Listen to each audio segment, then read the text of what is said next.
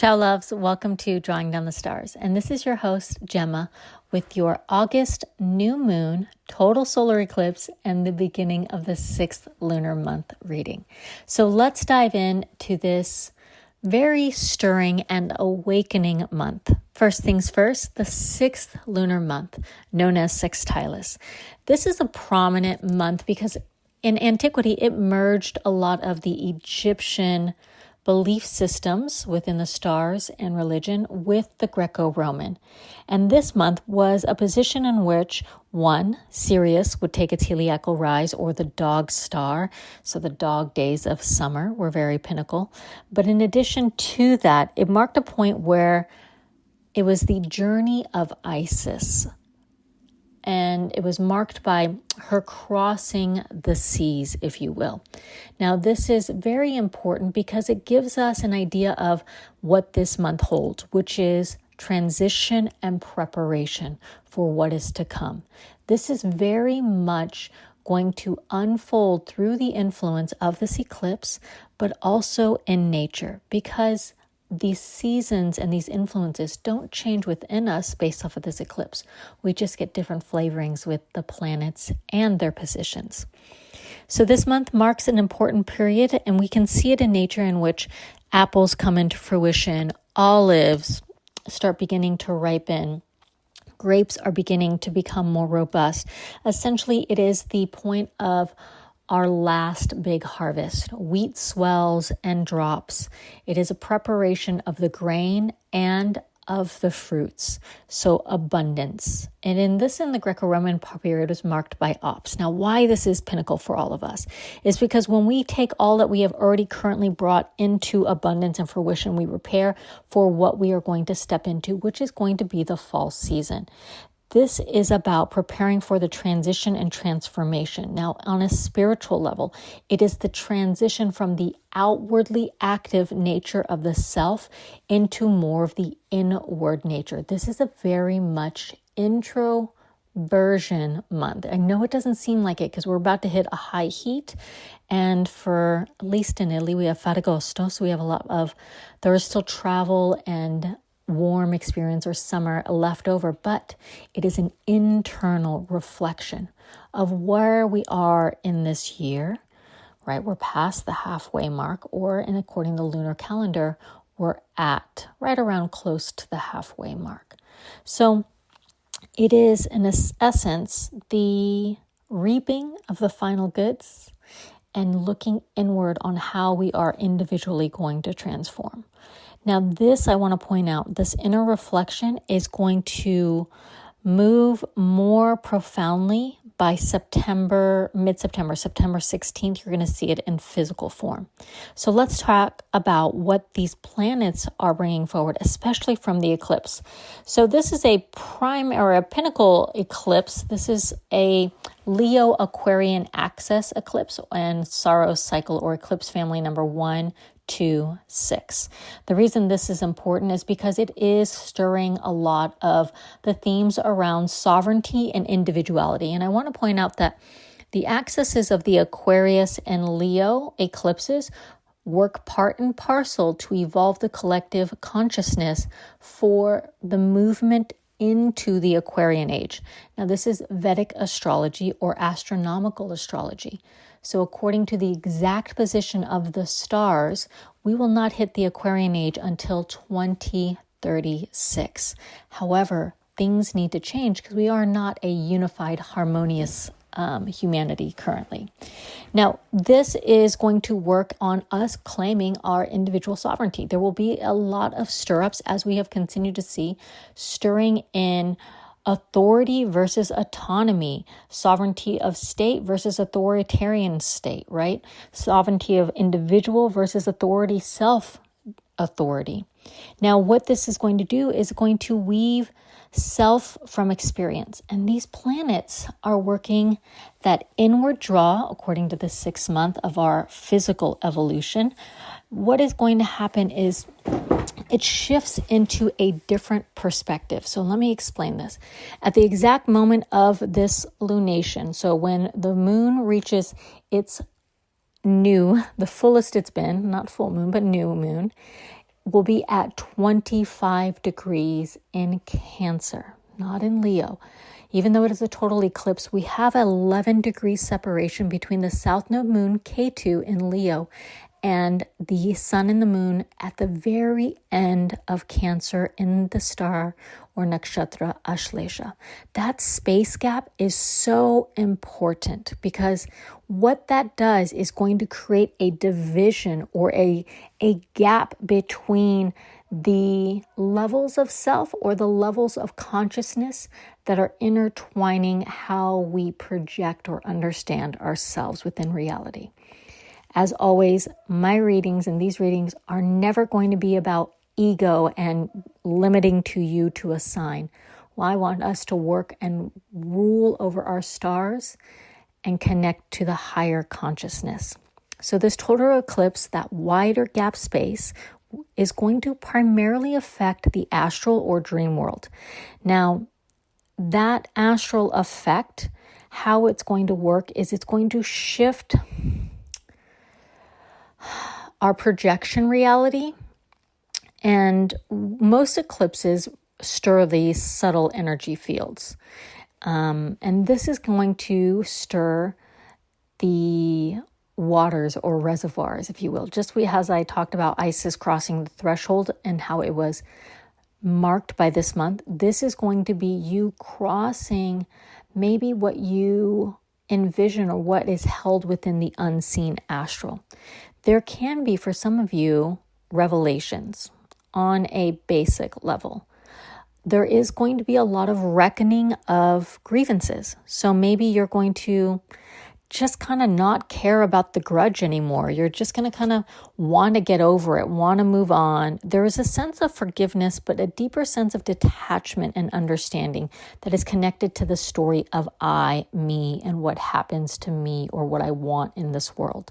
The reason that this is important is because it plays on that sovereignty and authority sense. If you give somebody authority over your peace, you don't have true sovereignty. In addition to that, relinquishing of grievances brings us more into a collective unity. So this works on twofold. Now I'm talking on about a very lower base consciousness level, not lower, but more of the relationship of self, I consciousness into this world. This eclipse brings a conjunction with Jupiter exalted in Cancer and Mercury in Cancer. This is a very special point that I will dive further into because Mercury and Saturn are having a stellar exchange, if you will. So this I consciousness, this separation, this detachment from grievances, what it will do for some of you as well is give you different senses of deja vu. Dreams might feel like memories, or memories might feel like dreams. There's a thread of consciousness known as chitta. And what we say is chitta is the collective consciousness.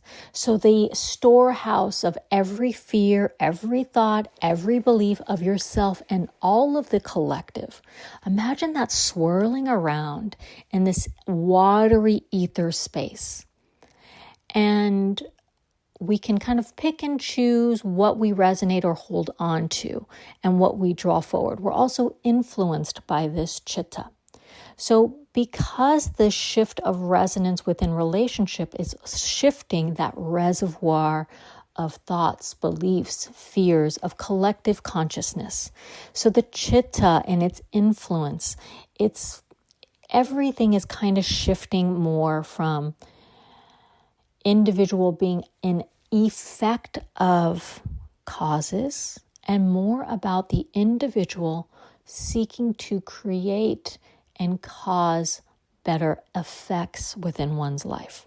Better effects, be more effective in the collective, be more purposeful, and not so much about doing more, but being in precision of action and of thought.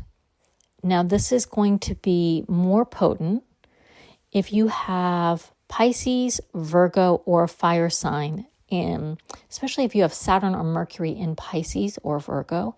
If you are a fire sign, if your sun is in Pisces, Virgo, or if you have a sun in Leo or Cancer. Also, if your moons are in those positions. But collectively, on this total eclipse, we have this, not an arising, but a dissipation, if you will. And what that does is, because these position of the sun and the moon, which is positioned in Ashlesha, mind you, this is the point of deep wisdom, of the ancient knowledge, of said to be held by the deities of the Nagas or the serpents. This is a very potent position because it creates a sense of separation. Now, whenever there's a point within the cosmos of separation, it can shift how the feeling of one's life is, or feeling like instead of being tethered to your life, you're looking onto your life. Now, as this happens, you'll have revelations will surface. This can create something might feel like you're looking, like I said, onto your life. You're looking onto circumstances. You have a different position and point from it. It's like a view from above. And what this does is, for some of you that are very tethered to these positions or have reflective positions in your stars or your chart, this will very much in the next week and this past week might have felt like, oh, this life is a dream, it's a simulation. And I kind of spoke about this in the last reading, how life needs to be moved as if you're playing a game and you can't lose. That's part and parcel of how we are feeling, like having a shift of, okay, if this is a simulation, what do I want this simulation to be? It's a deeper sense because of Mercury and Jupiter in conjunct in Cancer, that the logical will turn into wisdom and the wisdom will become logical. It will also shift to where certain things no longer have their reason or their meaning. So you will gain a different new wisdom from certain order. Now, for those of you that are in esoteric studies or occult, I cannot emphasize how incredible this energy is for each and every one of you and for the collective, because we are all connected. This is going to open up and bring a deeper understanding of any of your studies. It will be almost like a aha initiation, where you can move deeper into the spiritual realm, a deeper understanding of the unseen and the unknown. It is going to expand the mind into a state of wisdom that now makes more sense. The illogical or the unfathomable, becomes more like, duh, just makes sense. Now, this is because of Mercury and Jupiter, but also with that relay with Saturn. Whenever we have this relay with Saturn that is occurring, Mercury is in Pushya, which is a Saturn-ruled lunar mansion, and Saturn is currently transiting Revati, which is a Mercury lunar mansion. That means Saturn is under Mercury's influence and Mercury is under Saturn's influence within the stars. They have an exchange. A deeper ordering of knowledge, a hierarchical state is shifting. That is not only within our world, but also within how we position our understanding, how the consciousness begins to kind of move or expand. Now, for those of you that do have Saturn or Mercury in Pisces or Cancer, this is going to maybe shift an altered vision. It's going to help you rewrite your order into wisdom. For all of us, this is a time reversal. And this is, for many of you, you might understand how the future births the past. Hear me when I say that. The future births the past, not the past births the future. And you can better understand that if you have an understanding of that souls choose their parents or their lesson, they kind of agree in an embarkment. That means the future has chosen the past. That gives a better understanding of, okay, I have to emerge from this. And what that gives us is this reversal of time. This also shows, okay, you can kind of let go of grudges. It is a reordering of the consciousness. It shows us that if you want to change your past from this present, you change your ordering with how you see the future. You don't see it in front of you. You see it as if it is behind you, something you've already accomplished from a very basic, not basic, but a applicable level. Now, when Jupiter and Mercury are together, this becomes a beautiful exploration, a playful exploration into the unknown. Use it. Open that gateway. Just as I said, Isis crosses the waters to bring, this is where in the myth, she crosses the waters in search of Horus. Okay. This is kind of like putting the pieces together, or agriculturally kind of pulling all of the fruits together to bring in a new baby, a new way of being.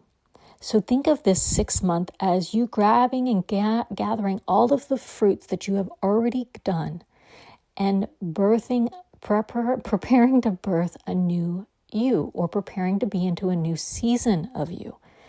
On the collective consciousness, as everything continues to evolve, and very quite literally, our foundation of our earth is restructuring and transforming itself.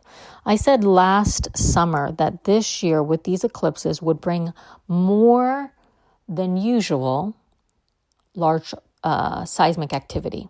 And lo and behold, we have a lot of, Venezuela, Colombia, Japan. We have had Etna just released. Another volcano in India or Indonesia has released.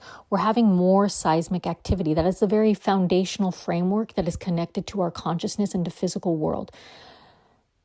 The fire is spreading. We are starting to transform the very ground of which we choose to emerge life. So, from the collective, we are spiritual beings having a human experience. And this eclipse is going to ask, who are you without the context? Where are you preparing to bring forward? What have you dreamed of that is already in order? And how can you shift your perspective away from I, more to we, and to this? Can you see this world and this evolution in what it is to become, not in what you are gaining, or what you experience? This is going to change your experience. I mentioned deja vu for a reason, because it is the relationship of our memory and our consciousness to experience. That is very much what is changing. Your relationship with this experience and how it writes into the mind, into chitta, those thoughts going into the astral and creating a flywheel, if you will, kind of recirculating and drawing in more assets to affirm and grow itself. All of these thoughts, emotions, and things that are floating, once we shift our perspective and relationship to it, we change the karma that is enshrouded in it. Thus, we have shifted that understanding of all things. There's the interplay of Mercury, Jupiter, and Saturn. Now, one last thing. This eclipse is going to have, for some of you, kind of felt the consciousness shift leading into it. We've had a lot of action coming into it, but in our world, for the next 6 months, we will have a lot of continued restructure and restoring. It is a reordering. We go through a few of these, but this is a big one because eclipses occur every 18 years within families. This cycle is going to reorder the hierarchical structure of collective consciousness through the individual and through the foundations of how we project. What that is going to look like for us is the projection of what you see in the world around you might change. How you see others, how you see yourself, how you perceive what's valuable, how you feel connected. Also, what you are being shown is a facade.